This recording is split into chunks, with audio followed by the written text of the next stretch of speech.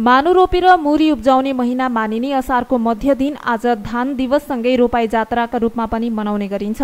आजको दिनमा खेतमा धान रोपाईसँगै आपसमा हिलो छ्यापाछ्याप गरेर मनोरञ्जन गर्ने तथा दही चिउरा खाने गरिन्छ।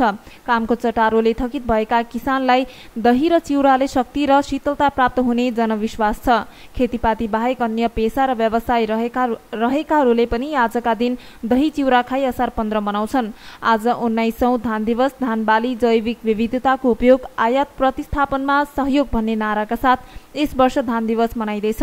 2061 सालदेखि हरेक वर्ष असार 15 गतेलाई राष्ट्रिय धान दिवसको रूपमा मनाउने गरिएको छ।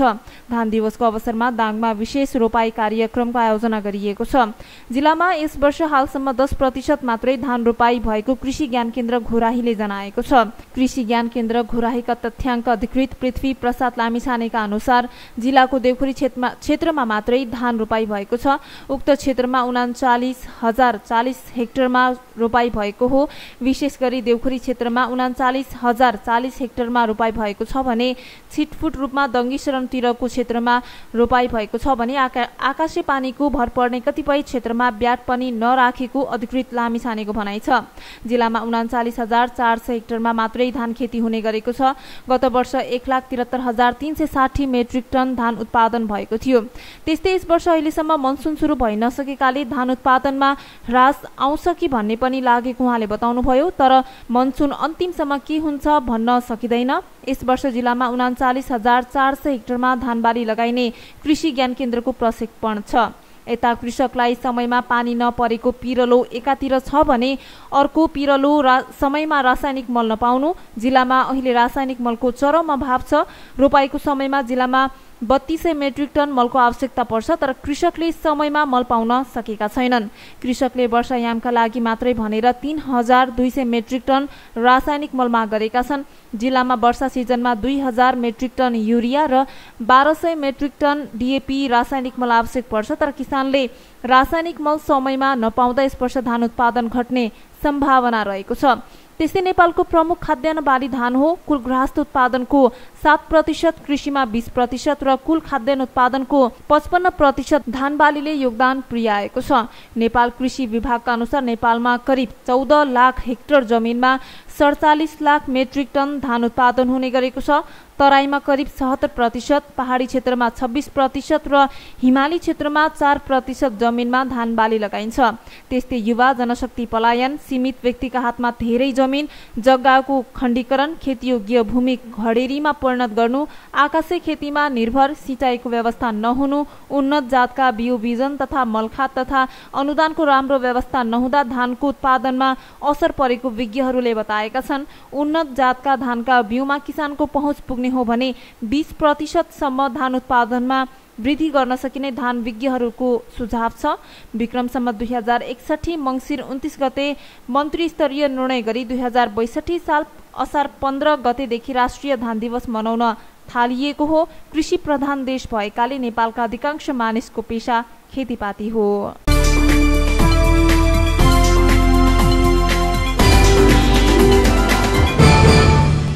लुम्बिनी प्रदेश सरकारकी स्वास्थ्य राज्य मन्त्री बिमला खत्रीवलीले पदबाट राजीनामा दिनुभएको छ। उहाँले आफ्नो राजीनामा मुख्यमन्त्री कुलप्रसाद केसीलाई बुझाएको स्रोतले दावी गरेको छ। माओवादी केन्द्रका प्रदेश अध्यक्ष सुदर्शन बरालले आफूले पनि वलीले राजीनामा बुझाएको थाहा पाएर मुख्यमन्त्री कार्यालयमा बुझ्न गएको बताउनुभयो। जेठ अन्तिममा दाङका वाइसिएल नेता एकराज बस्नेतको घरमा गएर उनकी श्रीमती र छोरीलाई अभद्र व्यवहार गरेको आरोपपछि त्यसबारे छानबिन गर्न सरकारले समिति समेत गठन गरेको थियो। छानबिन समितिलाई सघाउन भनेर उहाँले राजीनामा दिएको स्रोतले बताएको छ। पति उत्तर कुमार वलीको सडक दुर्घटनामा मृत्यु भएपछि दाङ क्षेत्र नम्बर 3 ख मा भएको उपनिर्वाचनमा उनी तत्कालीन नेकपाबाट विजयी भएकी थिइन्। फागुन 23 को सर्वोच्चको फैसलाले नेकपा खारेज गरेपछि वैशाख 19 गते पत्रकार सम्मेलन गरी बिमलाले माओवादी केन्द्र रोज्नु भएको थियो। त्यसपछि माओवादीले उहाँलाई राज्य मन्त्री बनाएको थियो।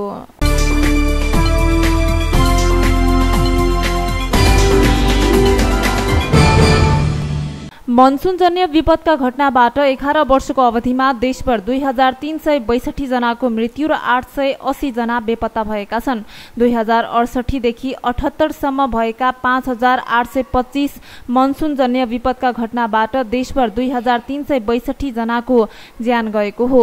राष्ट्रिय जोखिम न्यूनीकरण तथा व्यवस्थापन प्राधिकरणको तथ्याङ्क अनुसार यो अवधिमा सबैभन्दा बढी 2465 पहिरोका घटनामा परि 1387 जनाको अकालमै ज्यान गएको छ। यही अवधिमा पहिरोमा 330 जना बेपत्ता र 1136 जना घाइते भएका छन्। यस अवधिमा पहिरोबाट 8180 परिवार प्रभावित हुँदा 3030 घर पूर्ण र 2639 घरमा आंशिक क्षति भएको तथ्याङ्क छ। तथ्याङ्क अनुसार 11 वर्षको अवधिमा 1756 बाढीका घटनामा परि 857 जनाको अकालमै ज्यान गएको छ। यस अवधिमा बाढीका घटनामा परि 548 जना बेपत्ता र 192 जना घाइते भएका छन्। बाढीबाट सो अवधिमा 65,154 परिवार प्रभावित हुँदा 11,732 घर पूर्ण र 42,047 घर आंशिक क्षति भएको छ। प्राधिकरणको तथ्याङ्क अनुसार भारी वर्षाका कारण 1604 वटा घटना हुँदा 118 जनाको मृत्यु, 2 जना बेपत्ता, 318 जना घाइते तथा 5477 घर प्रभावित हुँदा 1277 घर पूर्ण तथा 707 घर आंशिक क्षति भएको देखाएको छ। यो अवधिमा मनसुनजन्य विभिन्न घटनामा परि 1646 घाइते, 78811 परिवार प्रभावित, सबै गरी 16039 घर पूर्ण र 45300 घरमा आंशिक क्षति पुगेको देखिएको छ।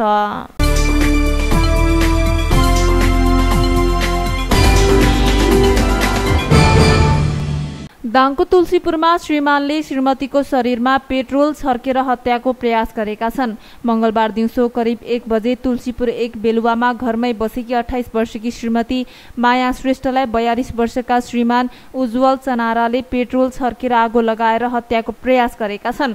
पीडितका अनुसार यसअघि पनि 2 पटक आगो लगाएर हत्याको प्रयास गरेका थिए। दिउँसो आगो लगाउने क्रममा 6 वर्षकी छोरी भने स्कुल गएकी थिइन्। यता इलाका प्रहरी कार्यालय तुलसीपुरले आरोपीलाई नियन्त्रणमा लिएको जनाएको छ।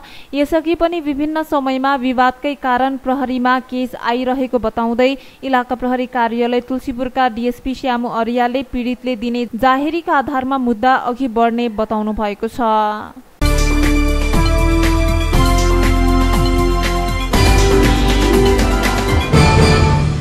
होटल एसोसिएसन संघ दाङको तदर्थ समिति गठन गरिएको छ। जिल्लामा रहेका ठूला होटल व्यवसायीहरूको भेलाले अध्यक्ष नरेश कुमार श्रेष्ठको अध्यक्षतामा समिति गठन गरेको हो।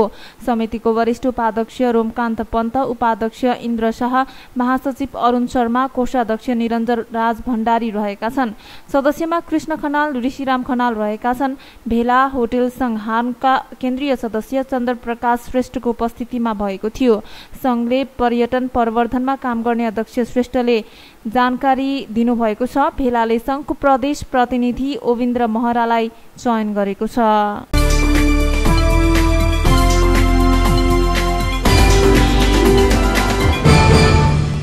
त्रिभुवन विश्वविद्यालय सेवा आयोगले लिएको प्रशासनिक तथा प्राविधिक तर्फको 102 पदको परीक्षामा सबै परीक्षार्थी अनुत्तीर्ण भएका छन्। आयोगले मंगलबार सार्वजनिक गरेको उपप्रशासक, शाखा अधिकृत, मुख्य कार्यालय सहायक, आर्थिक उपनियन्त्रक र लेखाधिकृत पदको खुला तर्फको परीक्षामा 1 जना पनि परीक्षार्थी उत्तीर्ण हुन सकेनन्। उपप्रशासक पदमा 4 जनाको माग गरिएकोमा 12 जनाले लिखित परीक्षा दिएका थिए। शाखा अधिकृतमा 40 पदका लागि 542 जना, मुख्य कार्यालय सहायकमा 43 पदका लागि 777, आर्थिक उपनियन्त्रकमा 2 पदका लागि 3, लेखा 15 पदका लागि 129 ले परीक्षा दिएका थिए, तर ती पदमा 1 जना पनि परीक्षार्थी उत्तीर्ण भएनन्। परीक्षामा मर्यादा विपरीत गतिविधि गर्ने 138 जनाको परीक्षा रद्द गरिएको पनि आयोगले जनाएको छ। लेखा सहायक, मुख्य लेखा सहायक र कार्यालय सहायकमा भने परीक्षार्थी उत्तीर्ण भएका छन्। 2077 कार्तिक 28 गतेदेखि मंसिर 16 गतेसम्म र माघ 25 गतेदेखि फागुन 27 गतेसम्म लिएको प्रशासनिक तथा प्राविधिक पदहरूको परीक्षाको नतिजा सार्वजनिक गरिएको हो। उत्तीर्ण परीक्षार्थीहरूको प्रयोगात्मक परीक्षा तथा अन्तर्वार्ता यही असार 28 गते त्रिवी इन्जिनियरिङ अध्ययन संस्थान, सूचना तथा संचार प्रविधि केन्द्र, पुलचोकमा बिहान 11 बजे हुने आयोगले जनाएको छ।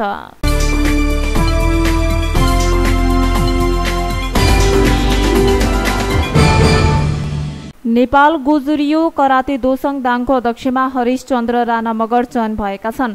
संघको सम्पन्न अधिवेशनले हरिशचन्द्र राणा मगर अध्यक्ष रहेको संघको 17 सदस्यीय नयाँ नेतृत्व सर्वसहमतिले चयन गरेको छ, जसको उपाध्यक्ष द्वयमा पोम राज घरती मगर, हुम बहादुर परियार, सचिव राजनीश कुमार सिंह, कोषाध्यक्ष निशाना रोका मगर, सहसचिव अजय दुलाल रहनु भएको छ। त्यसैगरी संघको सदस्यहरूमा एमसन चौधरी, नम बहादुर नेपाली, नकुल नेपाली, किरणा खड्का, सुन्दर रोका, सृजना गौतम, तारा रोका मगर, अञ्जली राहु मगर र प्रदीप कुमार चौधरी रहेका छन्। अधिवेशन उद्घाटन समारोह नेपाल गोजुरियो कराते दो संघका वरिष्ठ प्रशिक्षक नवराज रोकाको अध्यक्षता तथा दाङ जिल्ला खेलकुद विकास समितिका कार्यालय प्रमुख पदमा चौधरीको प्रमुख आतिथ्यता एवं नेपाल सितोरियो करातेका लुम्बिनी प्रदेश प्रमुख बलराज नेपालीको विशिष्ट आतिथ्यतामा भएको हो। सो अवसरमा कार्यक्रमका प्रमुख अतिथि चौधरी, विशिष्ट अतिथि नेपाली तुलसीपुर खानेपानीका निवर्तमान अध्यक्ष तथा समाजसेवी खिमराज वली, दाङ जिल्ला कराते संघका अध्यक्ष पद्म बहादुर बस्नेत, नेपाल गोजुरियो कराते संघका वरिष्ठ प्रशिक्षक वीरेन्द्र विक, खेल पत्रकार लक्ष्मण बस्नेत लगायतले शुभकामना मन्तव्य व्यक्त गर्नुभएको थियो। तारा रोका मगरको स्वागत रहेको कार्यक्रमको सञ्चालन हरिशचन्द्र राणाले गर्नुभएको थियो। यसैबीच संघको सोमबार नै बसेको पहिलो बैठकले संघको सल्लाहकार चयन र प्रमुख प्रशिक्षक नियुक्त गरेको छ। संघका अध्यक्ष हरिशचन्द्र राणा मगरको अध्यक्षतामा बसेको बैठकले संघको सल्लाहकारमा खेमराज वली, वीरेन्द्र विक, नवराज रोका, लक्ष्मण बस्नेत, विवेक विक र संघको प्राविधिक प्रमुखमा घनश्याम गिरीलाई चयन गर्ने निर्णय गरेको सचिव राजनीश कुमार सिंहले जानकारी दिनुभएको छ।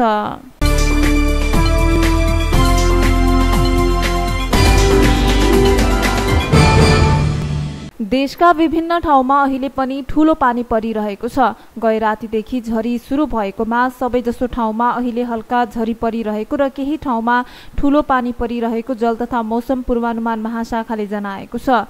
विशेष गरी लुम्बिनी, मधेस, गण्डकी र सुदूरपश्चिम प्रदेशका तराई क्षेत्रमा अति ठूलो पानी परिरहेको मौसमविद वरुण पौडेलले बताउनु भएको छ। पूर्वी तराईका धेरै जसो ठाउँ डुबानमा परेका छन्। यसैबीच निरन्तरको वर्षाका कारण राष्ट्रिय राजमार्ग अन्तर्गतका विभिन्न 4 ठाउँमा सडक बन्द भएका छन्। कोशी राजमार्ग अन्तर्गत विराटनगरबाट धनकुटा हुँदै किमाथाङका जाने सडक अन्तर्गत संखुवासभाको सम्मटार र वरुण खोलामा सडक बन्द भएको छ। यस्तै डुम्रे बेसीसर सामे सडक अन्तर्गत लमजुङको उदयपुर र मनाङको मार्दीभिडमा पहिरोले सडक बन्द भएको छ। पहिरोले राष्ट्रिय राजमार्ग अन्तर्गतका सडकको 45 ठाउँमा अवरोध भएकोमा 4 ठाउँको सडक एकतर्फी खुलाएको र 37 ठाउँको सडक पूर्ण रूपमा खुलाएको सडक विभागले जनाएको छ। मुख्य राजमार्ग बाहेक पनि विभिन्न 12 वटा जिल्लामा सडक बन्द भएको प्रहरी प्रधान कार्यालयले जनाएको छ। सिन्धुली, दार्चुला, मोरङ, बागलुङ, प्युठान, धादिङ, दाङ, तनहुँ, नवलपरासी पूर्व, धनकुटा, उदयपुर र सोलुखुम्बुका विभिन्न ठाउँमा पहिरो जाँदा सडक बन्द भएको छ। यसैबीच नारायणगढ मुगलिन सडक खण्डका 17 ठाउँ पहिरोको हिसाबले उच्च जोखिममा देखिएको छ। यस वर्षको वर्षासँगै ती मध्ये 7 ठाउँमा साना ठूला पहिरो खसिसकेको डिभिजन सडक कार्यालय भरतपुरका इन्जिनियर सागर कार्कीले बताउनु भएको छ। उहाँका अनुसार 4 किलो नाम्सी पुल, 3 नम्बर पुल, 26 किलो, 20 किलो, 15 किलो जुगेडी बजार नजिकैको कविलास जाने बाटो उच्च जोखिममा देखिएका छन्।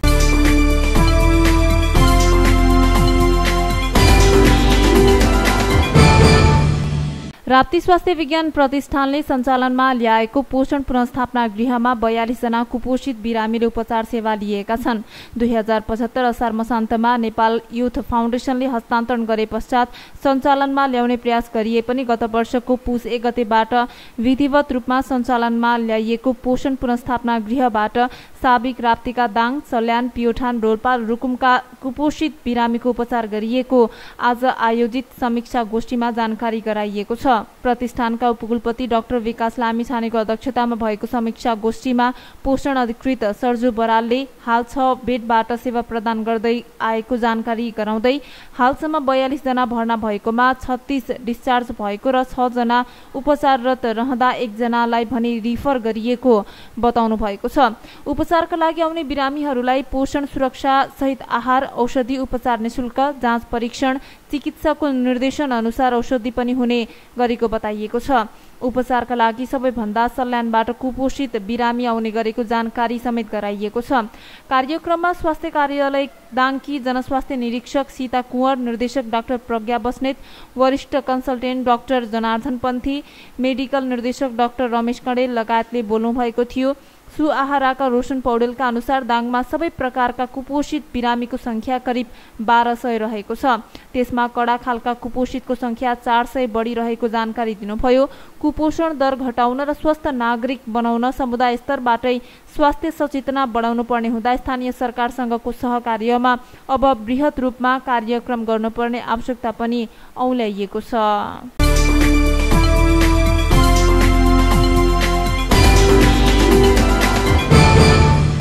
घोराही उपमहानगरपालिका 2 सोरठीमा सोलर प्रणालीबाट खानेपानी आयोजना सञ्चालनमा आएको छ।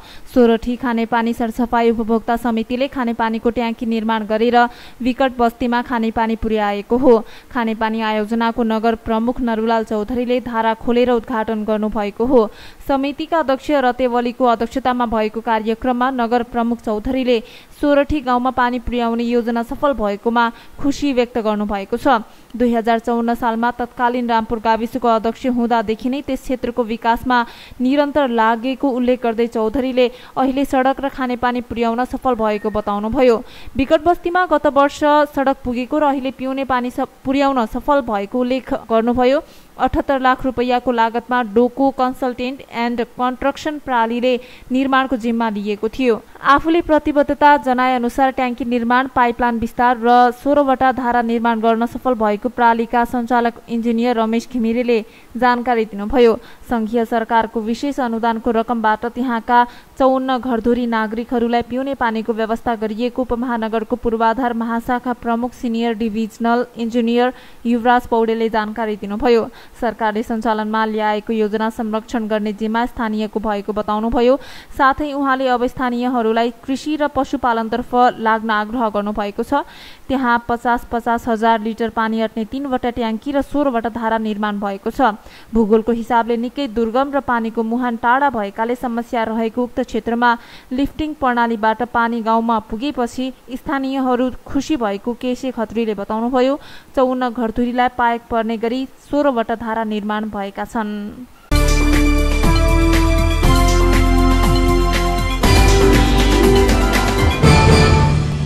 बाँकेमा चट्याङ लागेर एक बालकको मृत्यु भएको छ। राप्ती सोनारी गाउँपालिका वडा नम्बर 3 नारायणपुरका नरेश थारूका 6 वर्षीय छोरा अभिषेक थारूको भेरी अस्पताल नेपालगञ्जमा उपचारका क्रममा मृत्यु भएको हो।